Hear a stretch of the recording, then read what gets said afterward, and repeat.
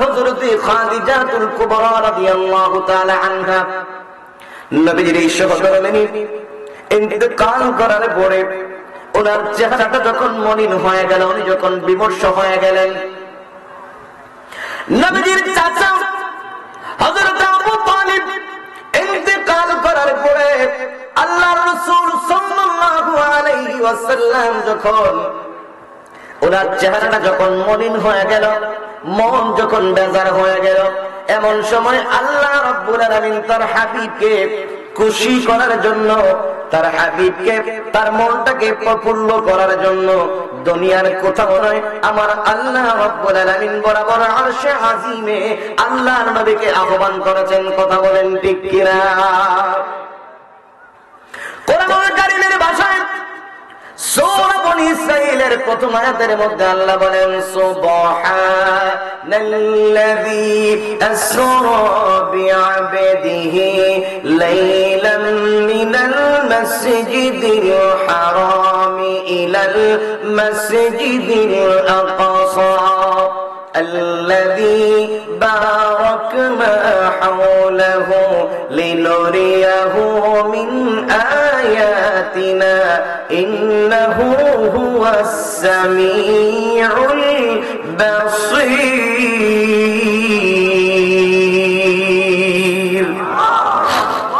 ইনি তো সেই আল্লাহ যিনি সুবহান, যিনি পবিত্র, সকল প্রকার অক্ষমতা, সকল প্রকার দুর্বলতা থেকে যিনি পবিত্র। আওয়াজ দিয়া বলুন তিনি কে? আওয়াজে বলে যাবে কি তিনি কে? দেখবেন আমরা যখন কোন অভাব, কোন বিষয় আমরা দেখি যেটা হওয়ার কথা নয়, সেটা যখন হয়ে যায় আমরা মন থেকে অটোমেটিকলি সুবহানাল্লাহ বলে ফেলি। কথা কোনটা কিনা? তাইলে এই মেরাজটা তার বন্ধুকে তিনি দাওয়াত দিয়েছেন, এটা কত বড় অবাক করা বিষয় হতে পারে, কত বড় আশ্চর্যজনিত বিষয় হতে পারে, যেই বিষয়টা শুরু করার আগে আমার আল্লাহ নিজেই সুবহান শব্দটা ব্যবহার করেছে। তাইলে যে আল্লাহ রাব্বুল আলামিন নিজেই এই কথাগুলি বলার আগে সুবহান বলেছেন, তাইলে বান্দা করার আগেই সুবহানাল্লাহ বলার দরকার ছিল। কথা কোন ঠিক না? কেন সুবহান শব্দ দিয়া আল্লাহ রাব্বুল আলামিন এই আয়াতে কারিমা শুরু করেছেন? এর পরের অংশে বলেন, আল্লাযী আসরা বিআবদিহি লাইলাম মিনাল মাসজিদিল হারামি ইলাল মাসজিদিল আকসা। যিনি নাকি তার বান্দাকে রাতের সামান্য কিছু অংশে মসজিদে হারাম থেকে মসজিদে আকসায় নিয়ে গেলেন। মসজিদে হারাম থেকে মসজিদে আকসার দূরত্ব হচ্ছে প্রায় 1 মাস থেকে 1.5 মাসের রাস্তা। কয় মাসের? আওয়াজ দিয়ে বলেন কয় মাস? 1 থেকে 1.5 মাস সময় যে রাস্তাটা অতিক্রম করতে সময় প্রয়োজন। আর আল্লাহ তাআলা বলেন, লাইলান, রাতের সামান্য কিছু অংশে আমি মসজিদে হারাম থেকে মসজিদে আকসায় গেলাম। সেখান থেকে প্রথম আকাশে গেলাম, দ্বিতীয় আকাশে গেলাম, তৃতীয় আকাশের মধ্যে গেলাম। আল্লাহ পাকের দিদার পেয়ে আমি আবার রাতের ভিতরেই মসজিদে হারামের ভিতরে চলে আসছি। এই জন্য আল্লাহ পাক বলেছেন সুবহান। বান্দা হয়ে আমরাও কি সুবহানাল্লাহ বলতে পারি? আর জোরে কর। বন্ধুগণ আমার, কেন সুবহানাল্লাহ বলবেন? এই ঘটনার ভিতরে আল্লাহ পাক কি রেখে দিয়েছেন? আল্লাহ পাকের হাবিবের যখন মনটা বেজার হয়ে গেল, আল্লাহ পাক পাঠালেন হযরত জিবরাইল আলাইহিস সালাতু ওয়াস সালামকে। জিবরাইল, যাও যাও আমার বন্ধুর কাছে চলে যাও, আমি সরাসরি আমার বন্ধুকে ডেকে এনে আমার বন্ধুর সাথে আমি সরাসরি কথা বলবো। যখন নাকি আল্লাহ রাব্বুল আলামিন তার বন্ধুকে আনার জন্য হযরত জিবরাইল আলাইহিস সালাতু ওয়াস সালামকে পাঠালেন, অন্যদিকে আল্লাহ পাক বললেন, জান্নাতটা তুমি সুন্দর করে সাজাও। সুবহানাল্লাহ। দেখবেন আমাদের ঐতিহ্য হচ্ছে বাড়িতে যখন কোনো মেহমান আসে তখন বাড়িঘরটা সুন্দর করে একটু জারপুজ করা হয় না? কথা বলেন না কেন?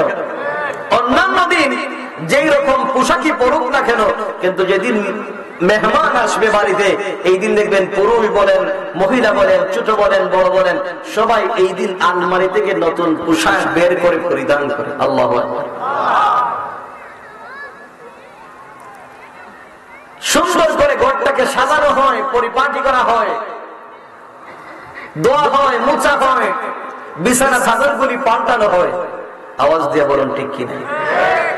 আল্লাহ পাক তার সমস্ত ফেরেশতাদেরকে জানিয়ে দিলেন, জান্নাতটাকে সুন্দর করে সাজাও, হুর গিলমানগুলিকে আরো সুন্দর করে জান্নাতি নাজ নিয়ামতগুলি তাদের সামনে হাজির করো, অলংকার তাদের যা যা প্রয়োজন সবগুলো সুন্দর করে সাজিয়ে গুছিয়ে রাখো। যিনি দিয়েছেন তিনি কি? আওয়াজে বলেন তিনি কে? বন্ধুগণ আমার, আল্লাহ পাকের নবী আসবেন বলে জান্নাতটাকে সুন্দর করে সাজানো হলো, কিন্তু যিনি আসবেন তিনি কেমন করে আসবেন? সেজে গুজে আসবেন নাকি না সেজে চলে আসবেন? ওনার তো দাওয়াত উনি আগে জানেনই না, তখন সাজবেন? উনি তো হাতিমের কাবার মধ্যে ঘুমিয়েছিলেন। আল্লাহ পাক জানিয়ে দিলেন যে আমার বন্ধু কোন পোশাক পরিধান করে কেমন করে সাজুগুজু করে আসবে, এটা আমার বন্ধু সিদ্ধান্ত নিবে না, আমি নিজেই সিদ্ধান্ত নিব। আর জোরে কথা সুবহানাল্লাহ। বন্ধুগণ আমার, প্রেমিক প্রেমিকা যখন দাওয়াত দেয়, কইয়া দেয় তুমি ওই যে তোমার যে অমুক কালারের একটা সেলোয়ার কামিজ দিছিলাম না, এটা বিন্দে প্রেমিকা কয় আপনারা যে ওই কালারের শার্ট সাজে কিনা দিছিলাম, ওই কালারের জিন্সের প্যান্টটা দিছিলাম, ওই জুতাটাতে গিফট করছিলাম, এটা আপনি পরে আইবেন। আপনার আবদার শুনতো না, আমি যেটা হইব আমার দ্বারা যেহেতু আইবা, আমি যেটা আপনারা দিছিলাম ওইটা কিন্তু আমার কাছে আওয়া লাগবে। বুঝেন নাই মনে হয় আপনারা? বন্ধুগণ আমার, আল্লাহ জানিয়ে দিলেন বন্ধু আজকে আপনি আমার বাড়িতে আসবেন, আপনার কোন সিদ্ধান্ত এখানে চলবে না। আমি আল্লাহ রাব্বুল আলামিন আপনার জন্য জান্নাতি পোশাক রেডি করে রেখেছি। জান্নাতি পোশাক নিয়ে জিবরাইল আমিন নবীজির দরবারে হাজির। নবী আমার নবী গাড়িতে যাবেন নাকি? আল্লাহ পাক তার নবীর জন্য এমন একটা বাহন পাঠালেন, জিবরাইল আমিন যাও তুমি জান্নাতের ভিতরে চলে যাও। জান্নাতের ভিতরে যাওয়ার পরে দেখবে অনেকগুলি বুরাক, অনেকগুলি বাহন সেখানে রেডি রাখা আছে। যেই বাহনটা তোমার কাছে ভালো লাগে, মায়া লাগে, পছন্দ লাগে, নবীর ইশক মোহাব্বত আছে, ওই বুরাক লইয়া তুমি আমার রাসূলের দরবারে হাজির হয়ে যাও। জিবরাইল আমিন বললেন আমি যেই মাত্র নাকি জান্নাতের ভিতরে ঢুকে পড়লাম, একটা নয় দুটা নয় 40,000 বুরাক সেখানে রেডি রাখা ছিল। যখন প্রথম বুরাক আমি দেখলাম, প্রথম বুরাকের দিকে তাকানোর পরে আমি দেখলাম প্রথম বুরাকটা আমার কাছে ভালো লেগেছে। ভাবলাম সামনের দিকে আমি তাকাই, সামনের দিকে তাকানোর পরে দিকে আরো বালা, আরো মোটা তাজা, আরো সুন্দর বুরাক আমি দেখতেছি। মনে মনে ভাবলাম আমি আরো ভিতরে ঢুকি, মনে হয় আরো ভালো বুরাক পাওয়া যাবে, আরো মোটা, আরো সুন্দর সুঠাম দেহের আরো বুরাক মনে হয় পাওয়া যাবে। উনি এই চিন্তা চেতনা নিয়ে সামনের দিকে ঢুকতে আরম্ভ করলেন। পিছনে কিন্তু ফিল আপ হয়ে গেছে, আপনারা কি আগাইতে পারবেন না? আগানে যাইব, একটু মেহেরবানি করে সকলে সামনের দিকে আসুন। নবীজির গোলামের, মৌলাজির গোলামের কোনো চিন্তা নাই, চলো নবীজির জান্নাতে মদিনাতে যাই, চলো নবীজির জান্নাতে মদিনাতে যাই। সবাই আওয়াজ দিয়ে জবানটা খুলে বলুন, নবীজির গোলামের, মৌলাজির গোলামের কোনো চিন্তা নাই, চলো নবীজির জান্নাতে মদিনাতে যাই, চলো নবীজির জান্নাতে মদিনা। কে কে যাবে মদিনাতে, মদিনাতে কান্দেন নবী,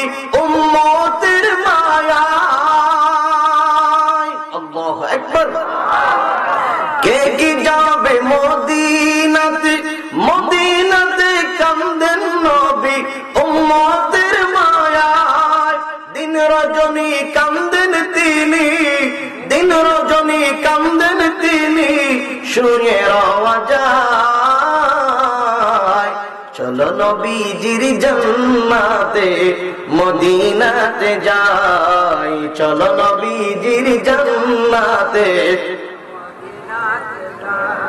উচ্চ আওয়াজে বলি আল্লাহু আকবার। আরে জোরে বলি ইয়া রাসূলুল্লাহ। আমরা মদিনা যেতে চাই কি চাই না? আওয়াজে বলি আমরা মদিনা যেতে চাই কি চাই না? বন্ধুগণ আমার, আল্লাহ রাব্বুল আলামিন যে নির্ধারণ করে রেখেছেন যেই বুরাকের জন্য জান্নাতের ভিতরে হযরত জিবরাইল আমিন ঢুকলেন। একটা বুরাক দেখার পরে মনে হইল আরেকটা বুরাক আরো সুন্দর দেখা যায়, ওই বুরাকের কাছে যাই। আরেকটা বুরাকের কাছে যখন উনি গেলেন, সামনে যায় দেখেন আরেকটা বুরাক আরো বেশি সুন্দর। আল্লাহু আকবার।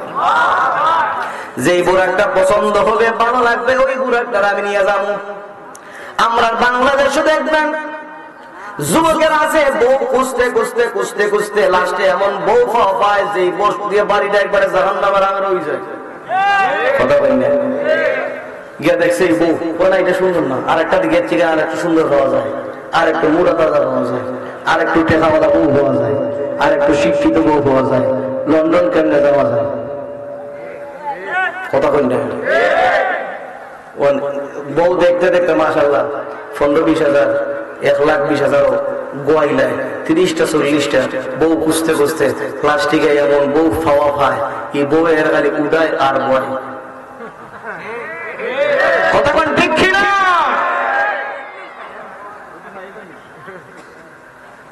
তুইলে চাহিদা শেষ নেই, চাহিদা মিটিব, চাহিদা মিটে দিকে এরা খালি খান ধরে উদায় আর বয়। আমরা সমাজে এরকম যুবক আছে না? আরে কথা বলে আছে না? তাইলে বিয়ার সময় খালি সুন্দর দেখলে হইতো না, লাল টুকটুককে বউ দেখলে হইতো না, দেখতেই দিনদারিতা তার মজা আছে কিনা, তার বংশটা দেখতে হবে, তার লেখাপড়া কতটুকু দেখতে হবে। লাস্ট হইলে সম্পদ আছে না নাই। কিছু ফুলাফান এখন সম্পদের পিছনে ঘুরতে গিয়া আপনার সম্পদের পিছিয়ে আর বউ দেখে দেখা যায় গিয়া পুরো আরেক বেড়ার পিছিয়ে। কথা বলেন না কেন?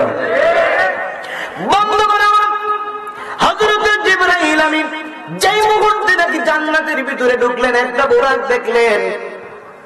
বোরাকটা দেখার পরে মনে হইল সামনে যেই বোরাকটা দেখা যায় এটা মনে হয় আরো সুন্দর, আরো মোটা তাজা, আরো ভালো হবে। এমন করতে করতে যখন শেষ প্রান্তরের দিকে চলে গেলেন, একটা বোরাক দেখলেন, এটা শুধু খালি জিমায়। সুবহানাল্লাহ। আর জোরে কোন?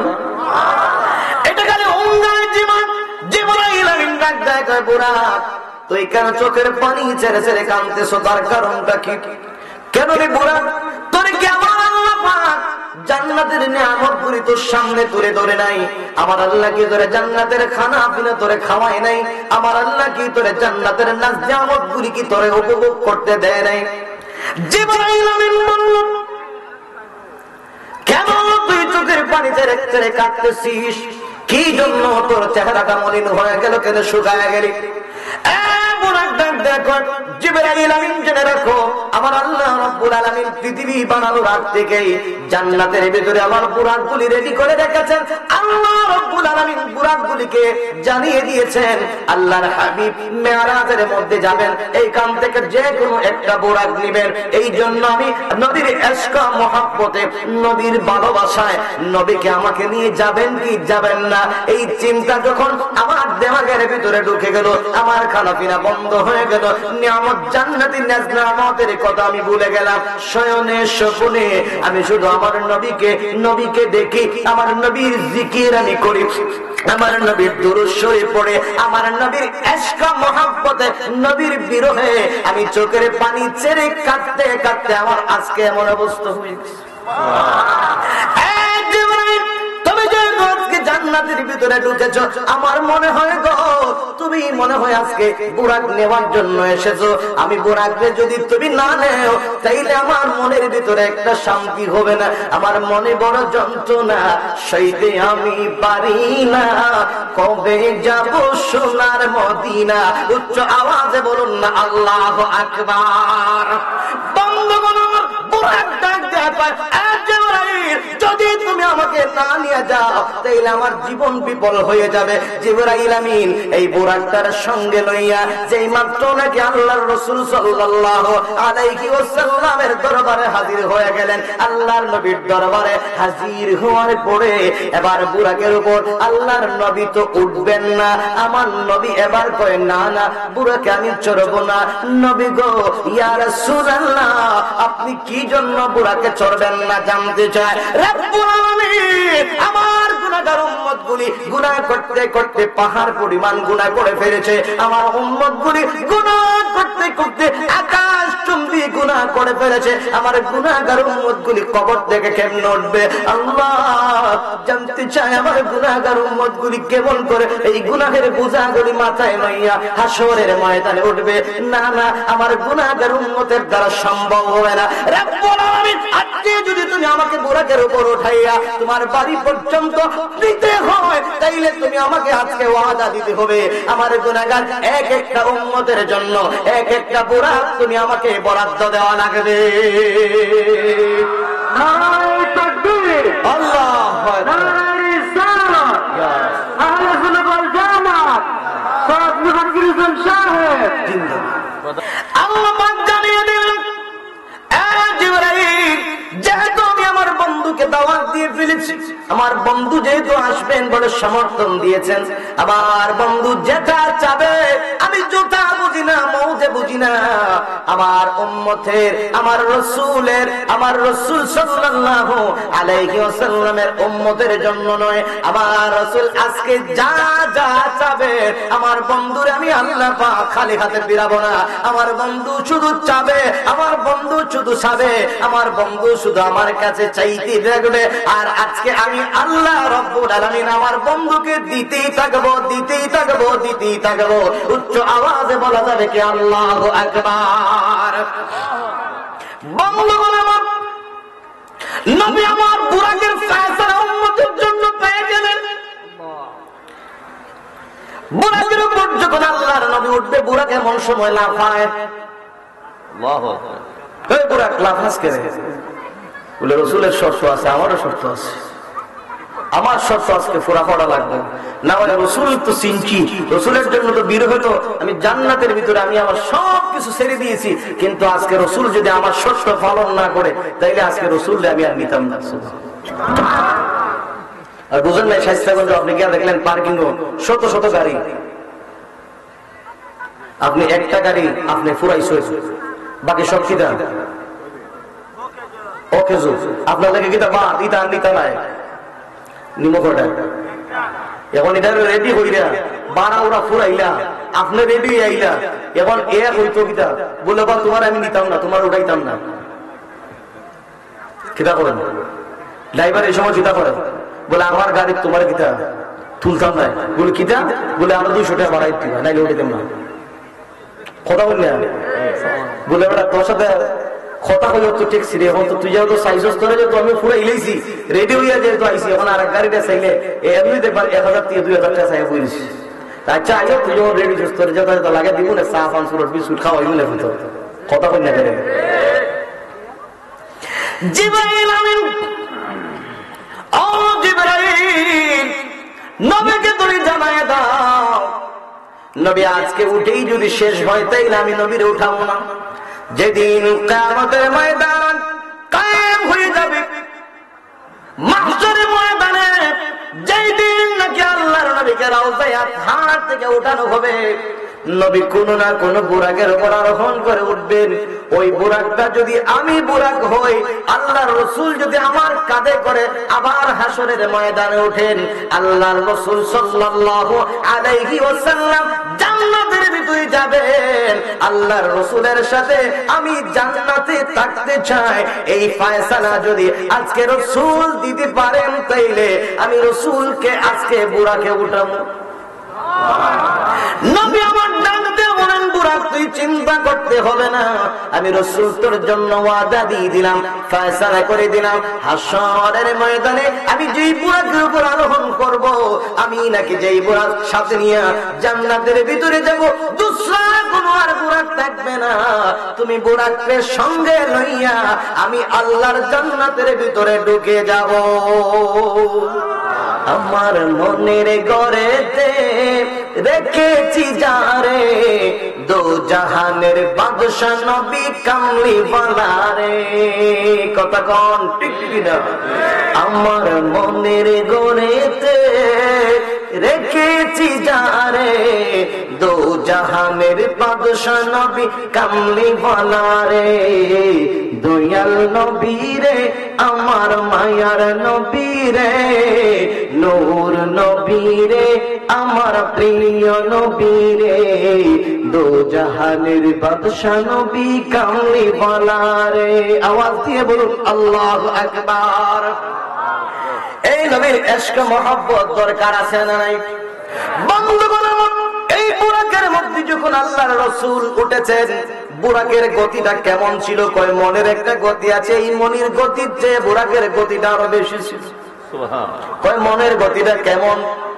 কয় মনে মনে ভাবতেছে শায়েস্তাগঞ্জ, শায়েস্তাগঞ্জের কোথায় কি আছে তার দেমাগে বেশি উঠে। কথা কথা মনে মনে ঢাকা ভাবতেছে, ঢাকা চলে গেছে। মনে মনে লন্ডন থেকে আসছে, লন্ডন ভাসতেছে, বলতেছে লন্ডন তার চোখে ভেসে উঠছে।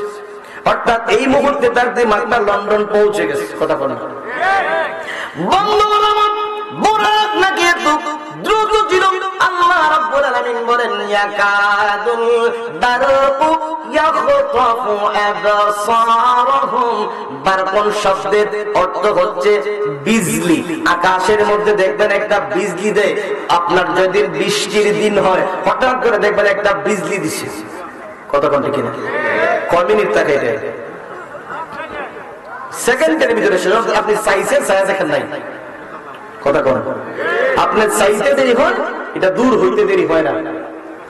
বারকুন বিজলির আকারে আল্লাহর নবীকে যখন প্রথম আকাশের মধ্যে নিয়ে গেলেন, প্রথম আকাশের মধ্যে যাওয়ার পরে এর আগে তো আল্লাহ রাসূল মসজিদে হারাম থেকে মসজিদ আকসায় গিয়ে ঢুকছেন।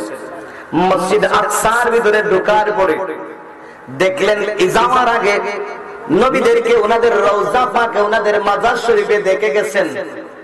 আবার যাওয়ার পরে দেখতেছেন ওনারা ওই সমস্ত নবীরা যাদেরকে উনি রওজায় দেখেছেন, ওই সমস্ত নবীরা মসজিদ আকসায় হাজির। সুবহানাল্লাহ। যাদেরকে উনি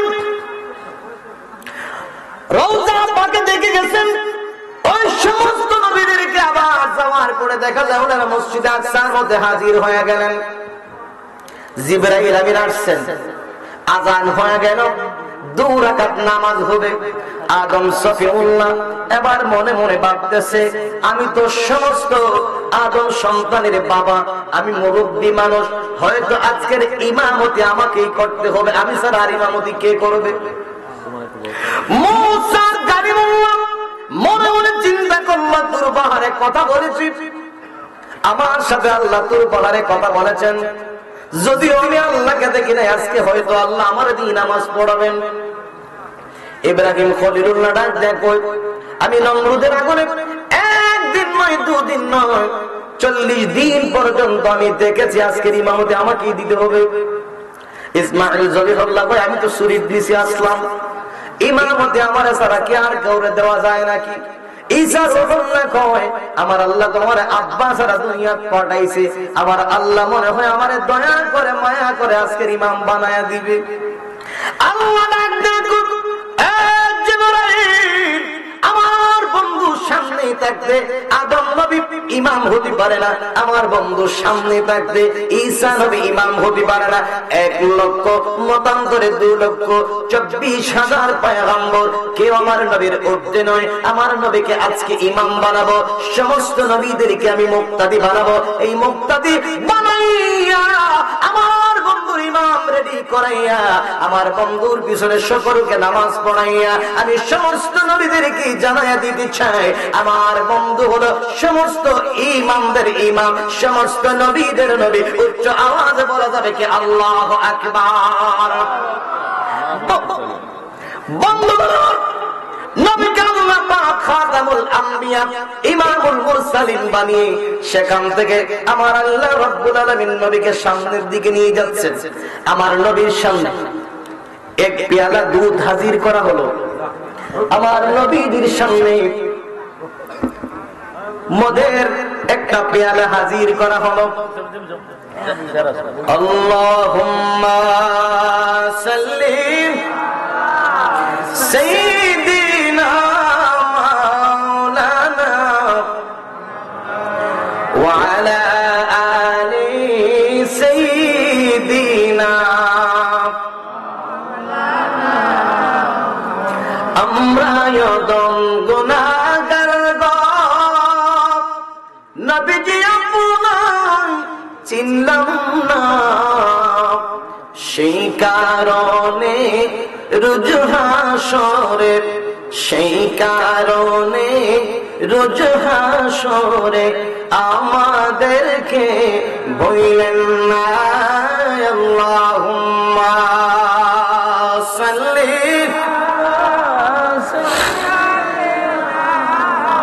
মাওলানা মুহাম্মদ ওয়া আলা সাইয়্যিদিনা মাওলানা লা ইলাহা ইল্লাল্লাহ লা ইলাহা মাশাআল্লাহ লা ইলাহা একসাথে লা ইলাহা লা ইলাহা।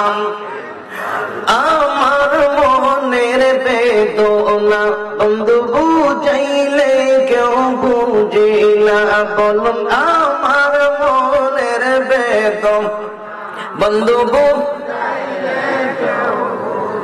বন্ধু শোনাইলে কেউ, বন্ধু শোনাইলে কেউ শুনে না, শুনেন শাহে মদিনা লা ইলাহা লা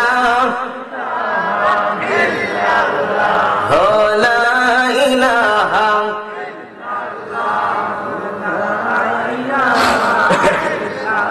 লা ইলাহা ইল্লাল্লাহ মুহাম্মাদুর রাসূলুল্লাহ সাল্লাল্লাহু আলাইহি ওয়াসাল্লাম।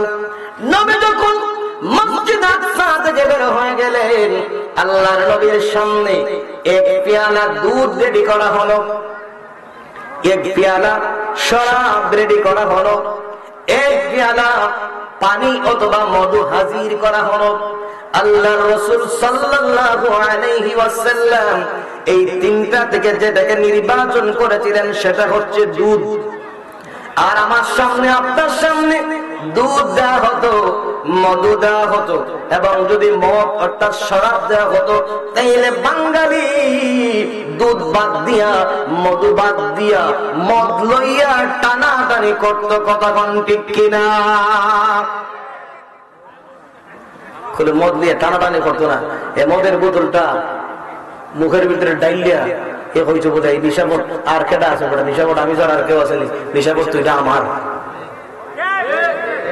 কথা কোন ঠিক কিনা? আরে জায়গা তুমি নিশাবট তোর লোকের রে কয় টাকা আমি ওইটা পুতুলে নেব। কথা কোন ঠিক কিনা? আসেনি আসেনি এলাকাত কেউ থাকলে আল্লাহ যেন হেদায়েত নসিব করে শুকরে বলি আমিন। আমার বন্ধুগণ, খারাপ লাগতেছে আপনারে? খারাপ লাগতেছে?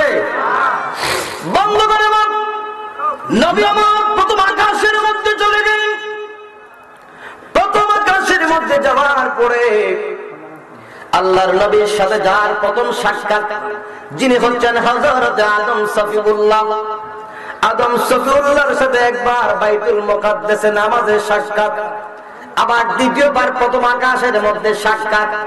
জিবরাইল আমিন ডাক দিয়ে বললেন, ইয়া রাসূলুল্লাহ, ইয়া হাবিবাল্লাহ, নবী গো, উনি হচ্ছেন আপনার বাবা, আপনি উনাকে সালাম করেন। সুবহানাল্লাহ। আদম নবীকে আল্লাহ রাসূল একবার ওনার রওজায় দেখেছেন, আবার মসজিদে আকসায় দেখেছেন, আবার প্রথম আকাশে দেখেছেন। অর্থাৎ আদম নবী যদি এক টাইমে রওজায় থাকতে পারে, এক টাইমে মসজিদ আকসায় থাকতে পারে, একই টাইমে যদি প্রথম আকাশে অর্থাৎ 3 জায়গায় উনি থাকতে পারে, আমার রাসূল সর্ব জায়গায় সর্ব অবস্থায় আমার আল্লাহ পাক ওনাকে থাকার ক্ষমতা দিয়েছেন। এতে কোনো সন্দেহ আছে? আওয়াজে বলেন সন্দেহ আছে? বন্ধুগণ আমার, আচ্ছা বন্ধুগণ আমার, আদম নবীর সাথে সাক্ষাৎ। 2 নম্বর দ্বিতীয় আকাশের মধ্যে যাওয়ার পরে হযরত ইয়াহইয়া আলাইহিস সালাতু ওয়াস সালাম এবং হযরত ঈসা আলাইহিস সালাতু ওয়াস সালামের সাথে সাক্ষাৎ। 3 নম্বর আসমানের মধ্যে যাবার পরে হযরত ইউসুফ নবীর সাথে সাক্ষাৎ। 4র্থ আকাশের মধ্যে যখন গেলেন হযরত ইদ্রিস আলাইহিস সালাতু ওয়াস সালামের সাথে সাক্ষাৎ। 5ম আকাশে হযরত হারুন আলাইহিস সালাতু ওয়াস সালামের সাথে সাক্ষাৎ। 6ষ্ঠ আকাশে যাওয়ার পরে হযরত মূসা কালিমুল্লাহর সাথে সাক্ষাৎ। 7ম আকাশে যাওয়ার পরে ইব্রাহিম খলিলুল্লাহর সাথে সাক্ষাৎ। উচ্চ আওয়াজে বলা যাবে কি সুবহানাল্লাহ। 7ম আকাশের উপর যাওয়ার পরে দেখলেন একজন বৃদ্ধ লোক বাইতুল মামুরের সাথে পেশ লাগিয়ে হেলান দিয়ে বসে আছেন। ছোট্ট ছোট্ট বাচ্চাদের সাথে উনি খেলা করতেছেন। জিবরাইল জানতে চাই উনি কে, ওনার পরিচয় কি? জিবরাইল আমিন ডাক দিয়ে বললেন, ইয়া রাসূলুল্লাহ, নবী গো, উনি হচ্ছেন মুসলিম জাতির পিতা ইব্রাহিম খলিলুল্লাহ। ওনার সাথে ছোট ছোট বাচ্চা, কারা কারা? এই বাচ্চার পরিচয় কি?